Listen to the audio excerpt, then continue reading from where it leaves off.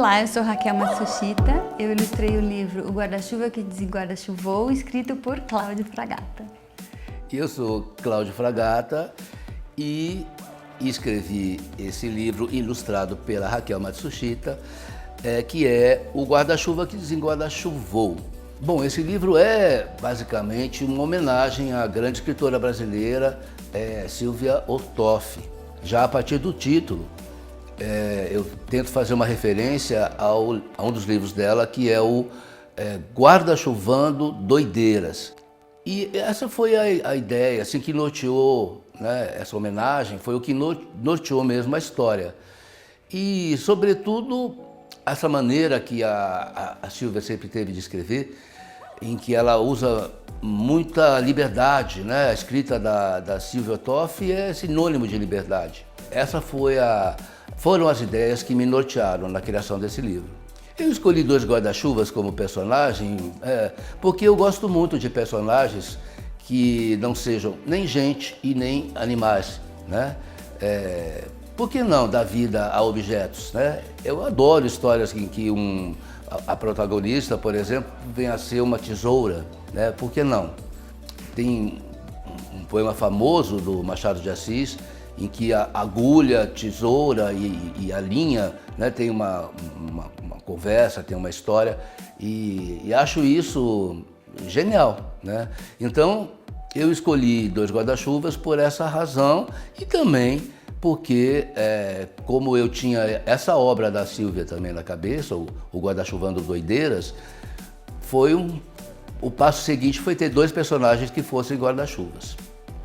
Bom, o processo da criação das ilustrações foi uma coisa que surgiu muito natural com o próprio texto, né? Então, quando eu li o texto, eu fiquei muito encantada com a história, eu adorei a história. E como o Cláudio diz, né, eu ri, chorei, fiz tudo com a história, eu entrei ali, né? Então, eu pensei, bom, ele pegou dois guarda-chuvas que são dois objetos tão corriqueiros, né? E que, coitadinhos, muitas vezes ficam esquecidos ali, só são lembrados em dias de chuva. E aí eu peguei objetos também do dia a dia, objetos nossos. Então tem pente, tem casca de banana, tem gomo de mexerica, tem bolacha waffle. Então são coisas que estão na nossa frente. Tem aquele papel que a gente usa quando faz batatinha frita, o papel toalha, papel bolha. Então eu peguei coisas que estão no nosso dia a dia, que a gente não dá muita... Não é que a gente não dá atenção, a gente dá atenção para uma batata frita, mas assim, a gente não pensa muito o que pode ser aquilo além do que ele é, né? Então o guarda-chuva e a sombrinha japonesa, na história, eles são muito além do que eles são. O guarda-chuva não é só um objeto para você se proteger da chuva, ele tem sentimentos, ele tem gosto, ele é chato. E aí eu peguei esses objetos do dia a dia e usei como carimbo, então eu transformei eles...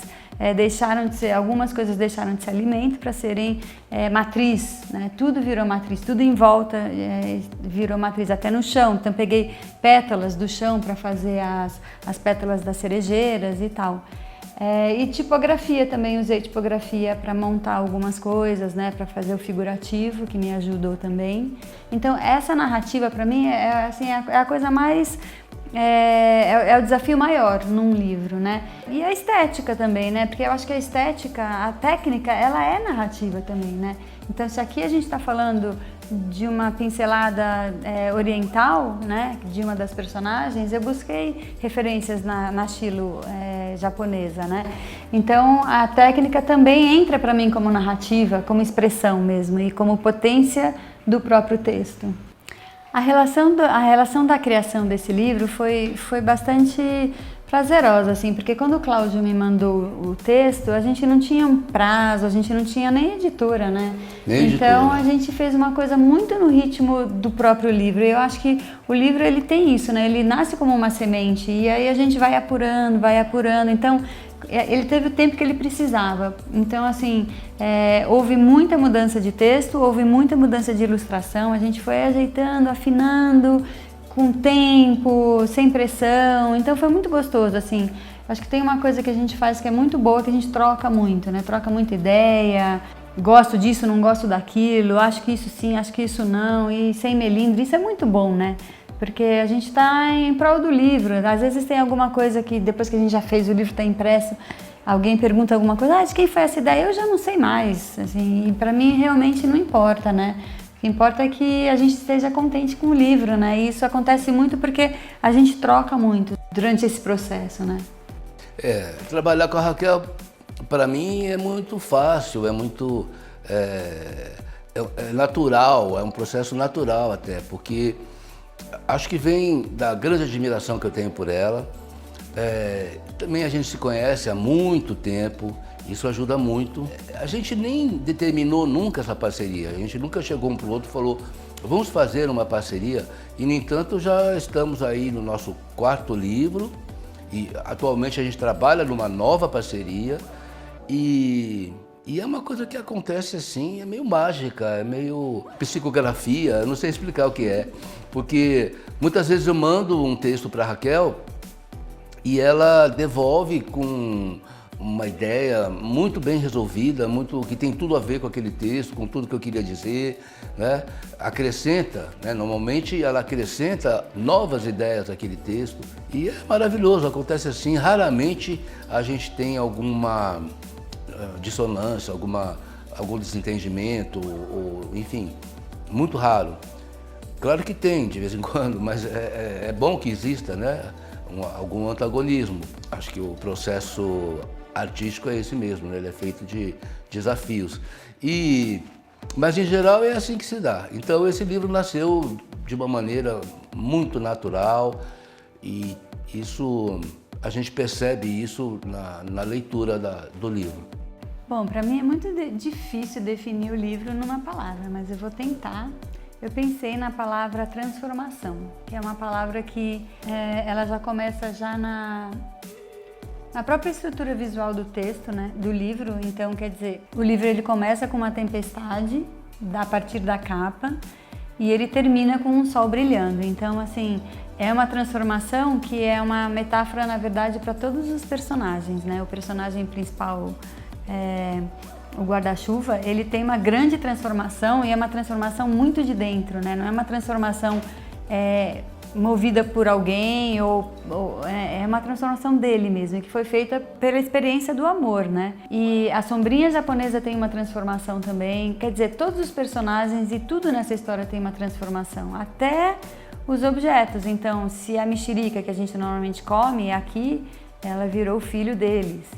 Spoiler. Spoiler. Bom, enfim, é uma transformação em todos os sentidos, né? E a história também, e essa transformação ela acontece porque a história pede isso, né? A história ela vai mostrando uma transformação e aí passa por várias gamas assim de sentimentos, né? Essa transformação. Transformação não é fácil, né? Na verdade, crescer dói, né?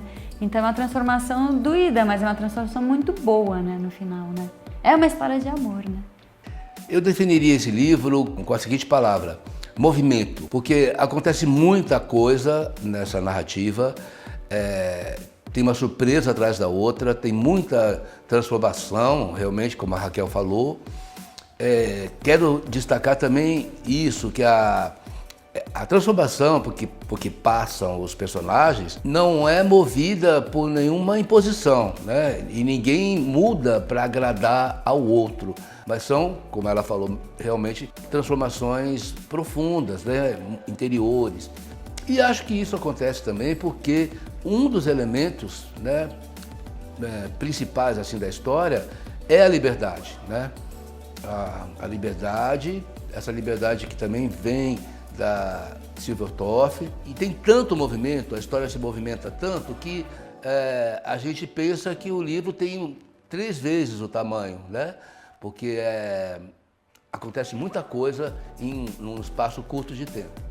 Então, movimento. E acho que é isso a palavra que realmente define esse livro. Por que ler esse livro, né? Eu acho que eu abriria essa pergunta para por que ler, né? A gente lê para a gente é se reconhecer no livro, para a gente se reconhecer nos personagens, né? Então nesse livro ele tem o humor que ajuda muito também. Eu acho que o humor é uma porta para você entrar mais profundamente nos temas sem doer tanto. Então eu acho que a gente se identifica com a rabugentice do guarda-chuva, a gente se identifica com a paixão entre eles, com o sentimento de talvez um pouco fora do lugar da sombrinha. Então a gente se identifica com muita coisa nesse livro, né? Então eu acho que é muito interessante quando a gente entra em contato com um sentimento que é nosso, mas a gente está protegido pela literatura, né? Pela ficção. Então a gente chega mais perto até da gente. E aí quando a gente chega bem mais perto da gente na verdade chega bem mais perto do outro, né? Então essa empatia eu acho que é muito forte assim nesse livro, é uma chance mesmo, uma oportunidade mesmo, né?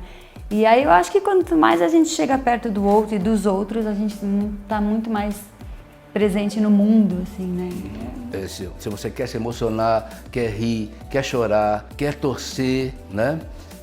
Leia esse livro, porque tudo isso está contido nessa narrativa. Acho que é uma história que mostra também, que fala de diferenças, né? Porque o personagem principal, ele é um guarda-chuva rabugento, mal-humorado, né, que só gosta de ópera, e de repente ele se vê às voltas com uma sombrinha japonesa, né, que veio lá do outro lado do mundo e que traz uma luz para a vida dele que ele não esperava. Então, eu acho que é isso. Se você gosta de se surpreender, leia esse livro.